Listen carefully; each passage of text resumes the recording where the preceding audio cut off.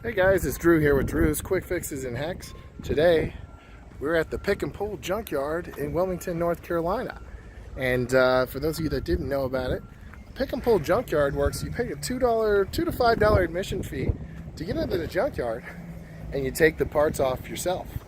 Now, there's several situations. You got to make sure that the part you're getting is not something that has already worn out on your car, but you can get a lot of good parts used for certain cars. So today we're in the PT Cruiser section. Now, I don't need anything for my car necessarily. I'm here with a friend who's pulling off some suspension parts, and you can see a lot of people do get suspension parts because they're really expensive, and you can get them at these pick and pull places pretty cheap. So we got the PT Cruiser here. This one almost matches the color of mine, but something I wanted to show you, I never even noticed this, okay?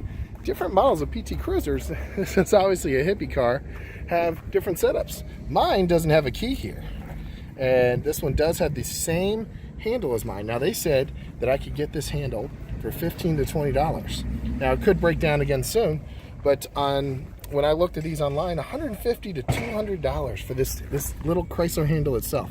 I don't know if it's the same one, but it's interesting. There's a keyhole on this one, and there's no pull. Now you go over to this one, there's a keyhole, and then this one has a flat pull. It's so weird how, I wish mine had that, because mine doesn't work, but mine is the same thing. Mine is a solid one here.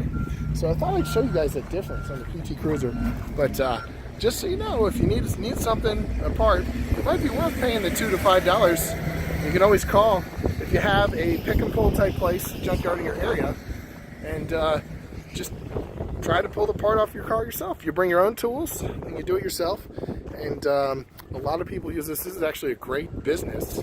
So just thought I'd show you that if you're pretty decent at doing stuff yourself and you need a part that's hard to find. One thing that you can tell is really popular here are headlights and taillights, because they're really expensive to replace.